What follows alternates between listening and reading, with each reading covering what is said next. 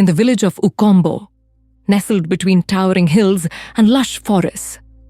There was a story that every elder would share with visitors and children alike.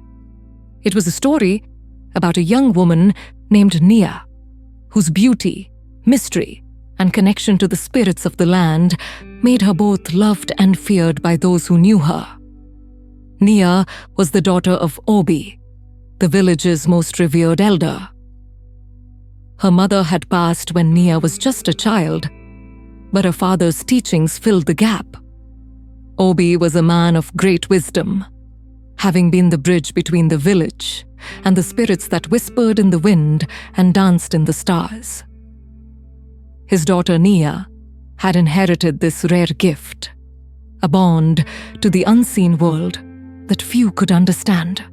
Though Nia grew up alongside other children in Ukombo, there was something different about her. She was quieter than the others, often gazing into the distance as if she could hear the earth speak. While other children played by the river or in the fields, Nia was drawn to the forest, the great, sacred place that surrounded the village. Her father had taught her the old ways, the stories of the ancestors, and the spirits that protected the land. But it was clear to all that Nia's connection to these forces was stronger than any of them could comprehend. As she grew older, Nia became more isolated. There were whispers in the village that she was hiding something, a secret too powerful and dangerous for the world to know. It was said that on certain nights, when the moon was full and the air was thick with the scent of jasmine and earth, Nia would wander into the forest. She always returned before dawn, but no one could say where she had been or what she had seen. The elders spoke of a sacred tree deep in the forest, a tree that was said to hold the spirits of the ancestors. But no one dared venture near it, except Nia. One evening, as the village gathered around the fire to celebrate the harvest, a young man named Chike arrived in Ukombo. He was a traveler, a merchant from the southern lands who had heard tales of the village's beauty and its secrets. Chike was a man of confidence, with eyes that gleamed with the curiosity of one who had seen much of the world but still sought something more. The moment he laid eyes on Nia, he knew that this village, and more importantly, this young woman, would be the key to unlocking the mystery he had come to find. Chike made his way to the market the next morning, where Nia was selling herbs and handmade baskets. He approached her with a smile, his voice warm and friendly. "Good morning, Nia. The sun shines bright today, but your presence outshines it all."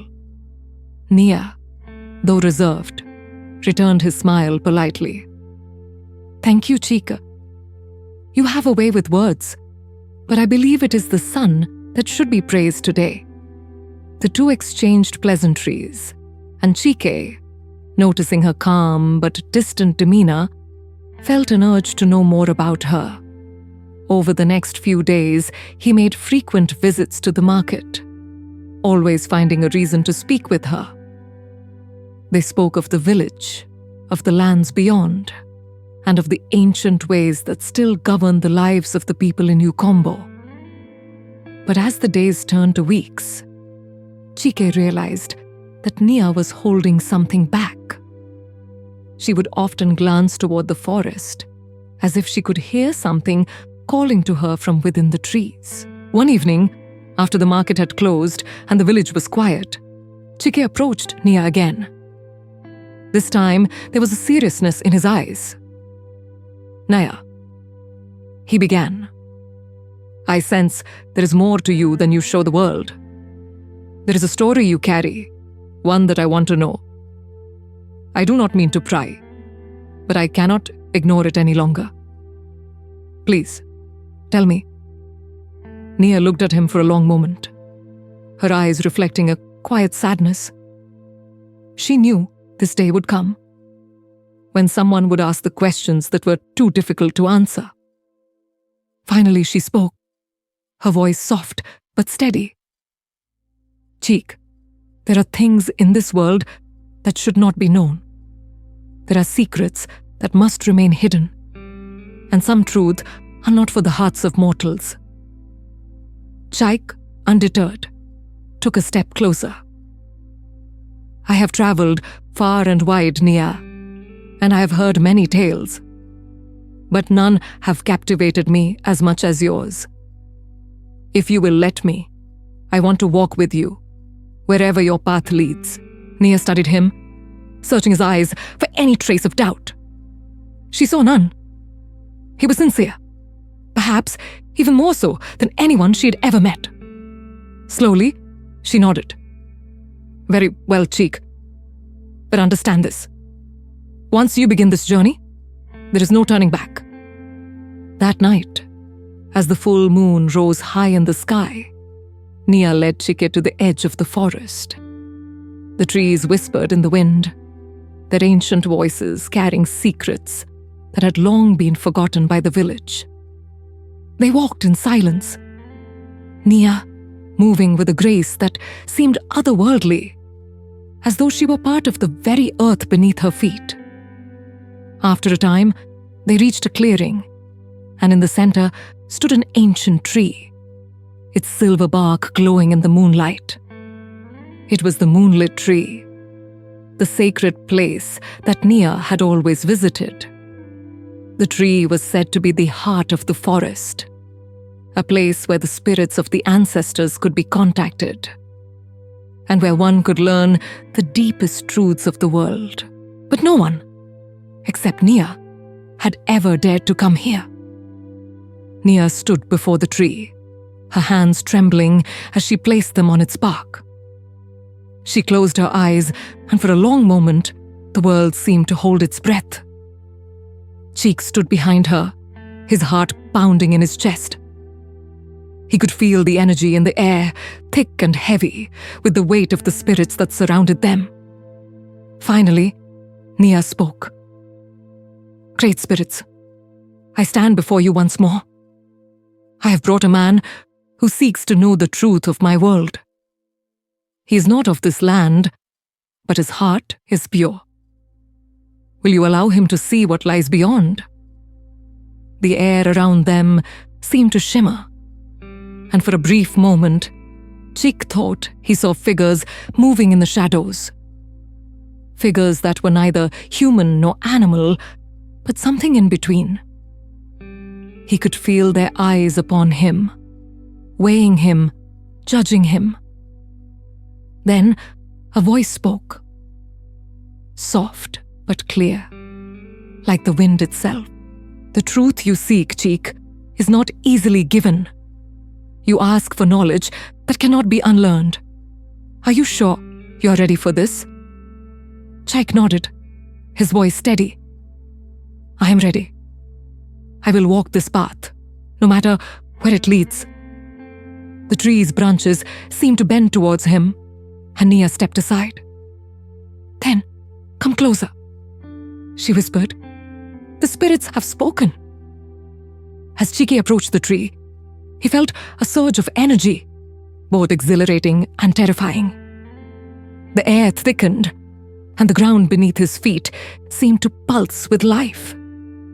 He reached out, his hand brushing the tree's bark, and in that instant, he was flooded with visions. Visions of ancient battles, of spirits rising from the earth, of ancestors watching over the land. And in the center of it all was Nia, her form intertwined with the magic of the forest, her heart bound to the spirits that had long since passed. When the vision faded, Chike stood breathless, his mind reeling. Nia turned to him, her eyes filled with both sorrow and relief. Now you know, she said softly. Now you see the truth of who I am. I'm not just a girl of the village. I'm a daughter of the forest, bound to its spirits, its magic. And though my heart longs for love, I cannot escape my duty.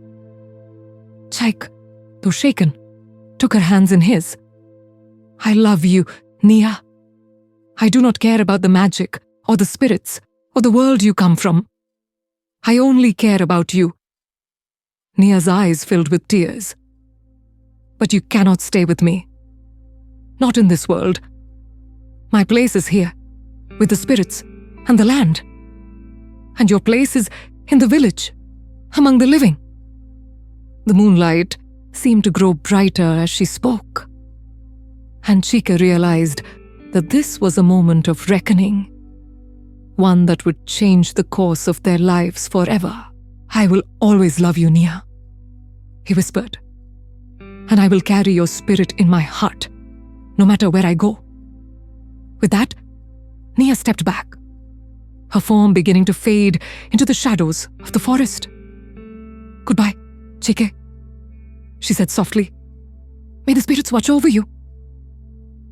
And with that, Nia disappeared into the depths of the forest, her footsteps blending with the whispering trees, leaving Chike alone, but forever changed by the truth he had learned.